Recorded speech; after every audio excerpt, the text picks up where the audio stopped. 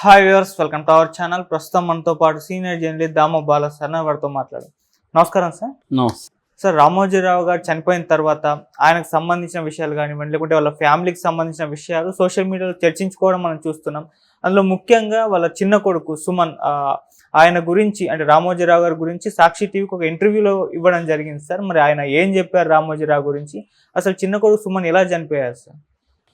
రామోజీరావు గారికి ఇద్దరు కొడుకులు. ఒకరు ఏమో కిరణ్, పెద్ద అతను, రెండో అతను సుమన్. ఈ సుమన్ 2012లో చనిపోయాడు. బేసిక్గా ఇతను చనిపోవడానికి కారణం క్యాన్సరు.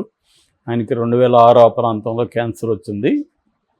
ఆయన ఎక్కువ కాలం బతకడని అప్పుడే అన్నారు. బట్ ఆయన అమెరికా తీసుకెళ్ళి ట్రీట్మెంట్ అది ఇప్పించారు. బాగున్నాడు అనుకున్నప్పుడు మళ్ళీ ఆయన చనిపోయారు. అయితే 2007-8 ప్రాంతాల్లో సుమన్కి రామోజీరావుకి మధ్య గొడవలు అనేది బయటకు వచ్చింది. అప్పట్లో అది పెద్ద సంచలనమైంది. ఎందుకంటే సుమన్ బయటకు వచ్చి సాక్షిలో ఒక పెద్ద ఇంటర్వ్యూ ఇచ్చాడు. రామోజీ రామాయణం అని పెట్టి వాళ్ళు ఒక అంటే సుమన్ అండ్ ప్రభాకర్ ఎవరంటే అప్పుడు ETV creative head, Suman close friend. So అతన్ని కూడా బయటికి పంపించేశారు. సో ఈ ప్రభాకర్, ఈ సుమన్ ఇద్దరు కలిసి జాయింట్గా ఇంటర్వ్యూ ఇచ్చారు అన్నమాట. సో అందులో సుమన్ చాలా ఆవేదనగా చాలా విషయాలు బయటికి తీసుకొచ్చాడు. అదేంటంటే మా నాన్నకి నేనంటే ఎప్పుడు ఇష్టం లేదు అనేది చెప్పాడు. యాక్చువల్గా సుమన్ ఇక్కడ హైదరాబాద్ పబ్లిక్ స్కూల్లో చదువుకున్నాడు, తర్వాత నిజాం కాలేజీలో చదువుకున్నాడు, తర్వాత అమెరికాలో చదువుకొని వచ్చాడు. తనకు ముందు నుంచి కూడా యాక్టింగ్ అన్న, క్రియేటివ్ రైటింగ్ ఇవంటే ఇష్టం అనమాట. బిజినెస్ కంటే కూడా వీటి పట్ల అతనికి అట్రాక్షన్ ఎక్కువ. కిరణ్ ఏమో వ్యాపారాలు అవి చూసుకోవడం, వాటిలో కిరణ్ కానీ ఆయన భార్య శైలజ కానీ వీళ్ళిద్దరూ వ్యాపారాలు చూసుకునేవాళ్ళు. మేబీ రామోజీరావు అంటే వాళ్ళకి ఏంటంటే తన కొడుకులు ఇద్దరు కూడా వ్యాపారం చూసుకోవాలని అనుకొని ఉంటాడు. బట్ ఇతను వ్యాపారం కంటే కూడా ఇతనికి క్రియేటివ్ ఇంట్రెస్ట్ కాబట్టి ఈటీవీ పెట్టమని ఇతనే అడిగాడు అనేది కూడా అంటారు. ఏదేమైనా ఈటీవీ పెట్టినప్పుడు ఇతను ఈటీవీ 2కి హెడ్గా పెట్టారు. సో ఇతను సీరియల్స్ తీయడం మొదలుపెట్టాడు. అది రామోజీరావుకి ఇష్టం లేదు. అంటే ఇతను వెనక ఉండాలి తప్ప ఇతనే సీరియల్కి రాయడము తీయడం అది ఇష్టం లేదని చెప్తారు మొత్తంగా. అయితే ఇతను కొన్ని హిట్ అయినవి కూడా ఉన్నాయి. అంతరంగాలు, విధి, స్నేహ, లేడీ డిటెక్టివ్, వసుంధర, శివలీలలు ఇలాంటివి.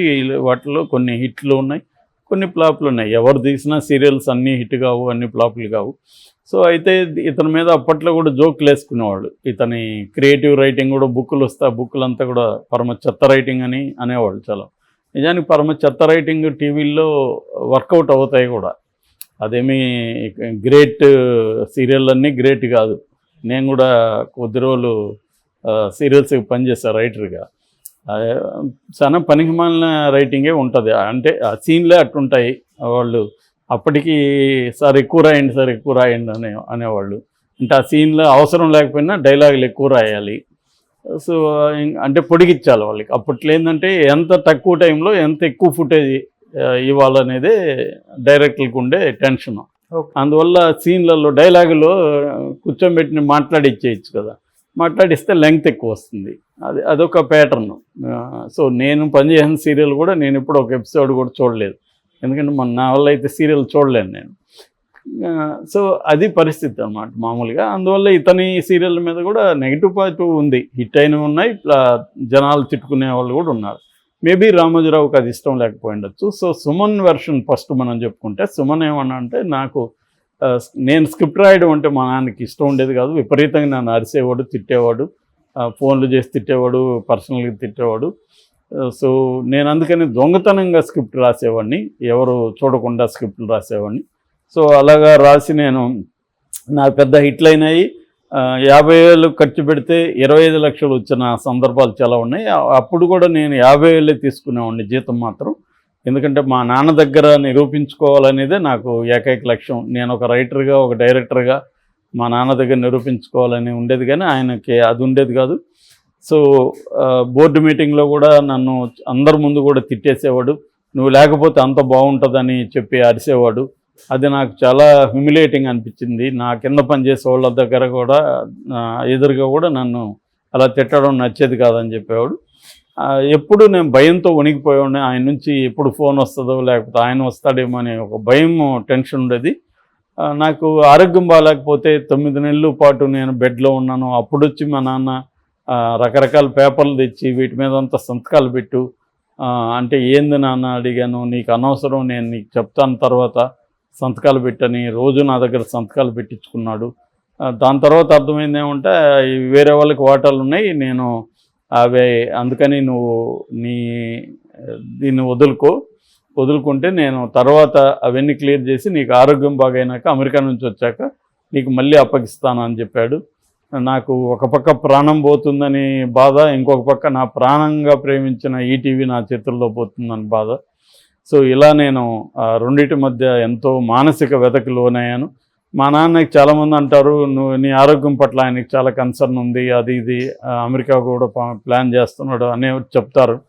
కానీ నా ఆరోగ్యం పట్ల అంత కన్సర్న్ ఉన్నప్పుడు నన్ను ఇంత మానసిక వ్యాధి గురి ఎందుకు చేశాడు మా నాన్న? ఇంత మానసికంగా ఇబ్బంది ఎందుకు? దానివల్ల నా వ్యాధి ఇంకా ఎక్కువైంది. నన్ను హ్యాపీగా ఉంచాల్సింది పోయి నన్ను మానసిక వ్యాధికి వ్యధకి గురి చేశాడు. దానివల్ల క్యాన్సర్ కూడా నాకు ఇంకా పెరిగింది అనేది ఆ అబ్బాయి చెప్పాడు. అట్లాగే యుఎస్ నుంచి బాగా వచ్చినాక కూడా నాకు ఇస్తానన్నాడు కానీ ఇవ్వలేదు. నేను ఆయన కొడుకుగా పుట్టడమే మహాపాపం.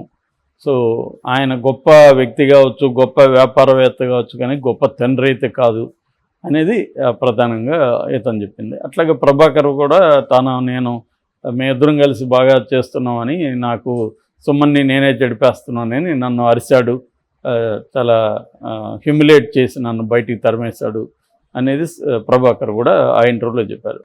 అయితే రామోజీరావు మనకి ఎక్కడ బయట దీనికి కౌంటర్గా ఇంటర్వ్యూలు కానీ ఏమి ఇవ్వలేదు. కానీ ఆయన వైపు నుంచి కొంతమంది చెప్పింది ఏంటంటే, అప్పట్లో పుకార్లు కూడా వచ్చాయి. అదేంటంటే ఈ సుమన్కి ఈ ప్రభాకర్కి మధ్య గే రిలేషన్షిప్ ఉంది. అంటే వాళ్ళిద్దరు లవర్సు. సో ఇద్దరికి పెళ్ళిళ్ళే, బిడ్డలు ఉన్నారు విడిగా. బట్ వీళ్ళిద్దరు అంటే బైసెక్సువల్స్ వాళ్ళిద్దరి మధ్య సంబంధం ఉంది. దీనివల్ల అతనికేమో అమ్మాయిల ఇది కూడా ఉంది, ఎవరు ప్రభాకర్కి. ఇతను వల్ల వేసుకున్నాడు సుమన్ని, తను గ్రిప్లోకి పెట్టుకొని పేరుకి సుమనే కానీ మొత్తం ప్రభాకర్ అయి నడుపుతున్నాడు. అతనికి ఇష్టం వచ్చినట్టు చేయడం, తోటి హీరోయిన్లతో లైంగికంగా మిస్బిహేవ్ చేయడం, తర్వాత డబ్బులు మిస్యూజ్ చేయడం, ఇలాగా రకరకాలుగా ప్రభాకర్ చేస్తున్నాడు. దీన్ని సుమన్ సపోర్ట్ చేస్తుంటే రామోజీరావు గారికి కోపం వచ్చింది. అంటే మిగతా పనిచేసేవాళ్ళు రామోజీరావు దగ్గర లాయల్గా పనిచేస్తున్న సీనియర్లంతా కూడా కంప్లైంట్ ఇచ్చారు. దాంతో రామోజీరావు దీన్ని పరిష్కరించడం కోసం ప్రభాకర్ని వదిలేయమంటే, ప్రభాకర్ వెళ్తే నేను కూడా వెళ్తానని ఇతను సుమన్ అన్నాడు. దాంతో రామోజీరావుకి వేరే ఆప్షన్ లేకుండా సుమన్ నుంచి దాన్ని బయటికి తీసేయాల్సి వచ్చింది రామోజీరావు. సెల్ఫ్ మేడ్ మ్యాన్లకి ఏంటంటే ప్రతి దాని మీద కంట్రోల్ తమకే ఉండాలండి. నేను ఆ మధ్య చిన్న సోమరాజు అని ఒక ఇండస్ట్రియలిస్ట్ మీద డాక్యుమెంటరీ బుక్ రాశాను. Bengaluru atria convergence technology active fibre ఉంది కదా అది. సో ఆయన కూడా ఇలాగ సెల్ఫ్ మేడ్ మ్యాన్. ఆయన వేలాది కోట్ల ఆస్తులు సంపాదించాడు.